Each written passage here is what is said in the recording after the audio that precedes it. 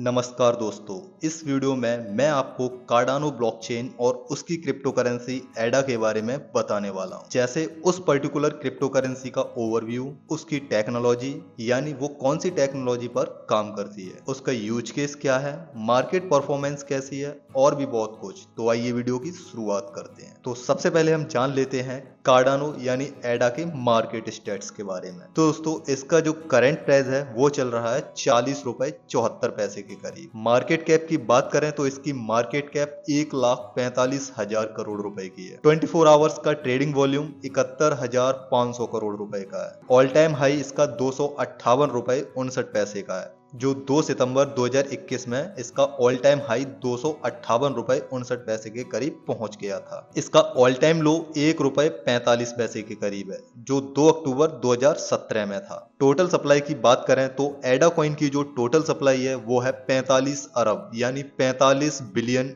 एडा कॉइन की। Circulating supply की बात करें तो 35 अरब 26,000 करोड़ एडा कॉइन की सर्कुलेटिंग सप्लाई है। अगर हम इसके मार्केट रैंक की बात करें तो इसकी मार्केट रैंक 10वें नंबर पे है। अब दोस्तों हम जान लेते हैं कार्डानो यानी एडा के बारे में।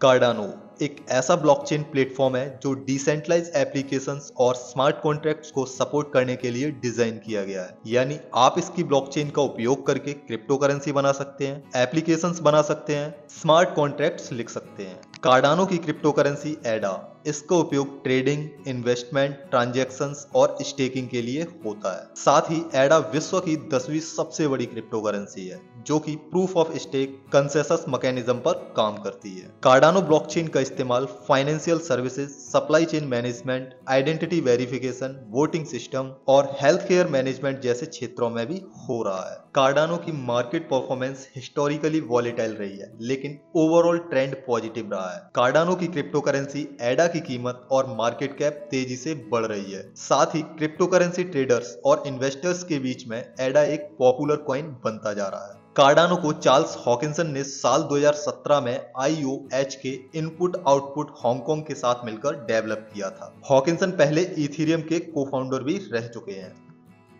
अब दोस्तों हम कार्डानो के कंसेंसस मैकेनिज्म को जान लेते हैं। कार्डानो की ब्लॉकचेन जिस कंसेंसस मैकेनिज्म पर काम करती है उसे प्रूफ ऑफ स्टेक POS कहा जाता है। इस मैकेनिज्म का उपयोग कार्डानो को सुरक्षित और प्रभावी ढंग से नए ब्लॉक्स को बनाने और ट्रांजैक्शंस को वेरीफाई करने के लिए किया जाता है। इसमें माइनर्स की जरूरत नहीं होती। जैसे बिटकॉइन को बनाने में माइनर्स की जरूरत होती है, उस तरीके से कार्डानो को बनाने में माइनर्स की जरूरत नहीं होती।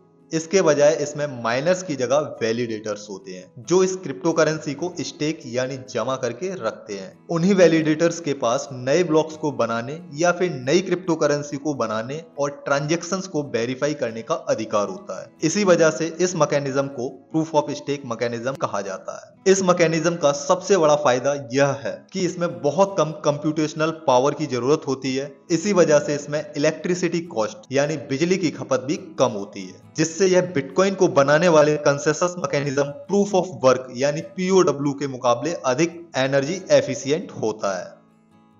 अब दोस्तों हम जान लेते हैं इसके लेयर्ड आर्किटेक्चर के बारे में। कार्डानो का आर्किटेक्चर 2 लेयर्स में डिवाइड होता है, जिसे हाइड्रा के नाम से भी जाना जाता है। पहला सेटलमेंट लेयर CSL, ये लेयर ट्रांजैक्शन को प्रोसेस करती है और नेटवर्क सिक्योरिटी को प्रोटेक्ट करती है। इस लेयर का काम ट्रांजैक्शंस को रिकॉर्ड करके एक कंसिस्टेंट लेजर बनाने में मदद करना होता है। दूसरा कंप्यूटेशनल लेयर यानी CCL, इस लेयर का काम स्मार्ट कॉन्ट्रैक्ट और डिसेंट्रलाइज एप्लीकेशंस को रन करके उनका आउटपुट निकालने का होता है। ये लेयर्स कार्डानो की ब्लॉकचेन को फ्लेक्सिबल और स्केलेबल बनाती हैं, क्योंकि हर लेयर अपने काम को अलग अलग तरीके से हैंडल करती है। इस तरीके से जब नेटवर्क पर ज्यादा ट्रांजैक्शंस होते हैं तब CSL लेयर ट्रांजैक्शन को हैंडल करती है, वहीं CCL लेयर स्मार्ट कॉन्ट्रैक्ट और डेप्स के लिए रिसोर्स को अवेलेबल रखती है। इसी वजह से ये अप्रोच इस कार्डानो नेटवर्क को भविष्य में ज्यादा एडेप्टेबल और स्केलेबल बनाने में भूमिका निभा सकते हैं। अब दोस्तों हम जान लेते हैं फॉर्मल वेरिफिकेशन के बारे में। फॉर्मल वेरिफिकेशन एक प्रोसेस होती है जिससे आप एक कंप्यूटर प्रोग्राम या स्मार्ट कॉन्ट्रैक्ट के कोड को मैथमेटिकल लॉजिक की मदद से वेरीफाई कर सकते हैं। इस प्रोसेस में आप कोड के हर एक स्टेप को डिटेल में एनालाइज कर सकते हैं। कार्डानो में जब आप एक स्मार्ट कॉन्ट्रैक्ट लिखते हैं तब आपको उस स्मार्ट कॉन्ट्रैक्ट को सिक्योर बनाना होता है। ताकि कोई भी गलत यूज केस या अटैक से बचा जा सके। इसका इस्तेमाल करके आप अपने स्मार्ट कॉन्ट्रैक्ट के कोड को मैथमेटिकल प्रूफ्स के साथ वेरीफाई कर सकते हैं। सस्टेनेबिलिटी, कार्डानो का डेवलपमेंट और गवर्नेंस मॉडल सस्टेनेबल ग्रोथ और स्टेबिलिटी पर आधारित है। इसका मतलब है कि कार्डानो की डिजाइन और प्रोसेस में लॉन्ग टर्म सक्सेस और स्टेबिलिटी को मेंटेन करने की कोशिश की गई है। इस वजह से ये अप्रोच कार्डानो को एक स्टेबल और रिलायबल ब्लॉकचेन प्लेटफॉर्म बनाने में मदद करते हैं।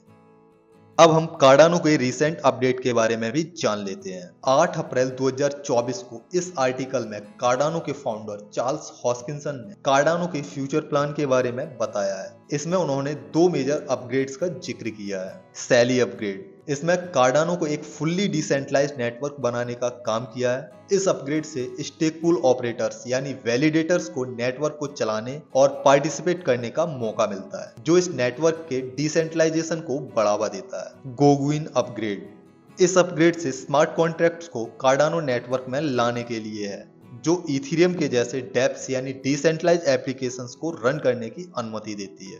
अकॉर्डिंग टू हॉस्किंसन, कार्डानो का रोड मैप काफी स्ट्रॉन्ग है और टीम का फोकस नेटवर्क के डेवलपमेंट पर है। उम्मीद है दोस्तों, अगर आप इस क्रिप्टो करेंसी को अपने पोर्टफोलियो में शामिल कर लेंगे तो आप फ्यूचर में अच्छा पैसा बना सकते हैं।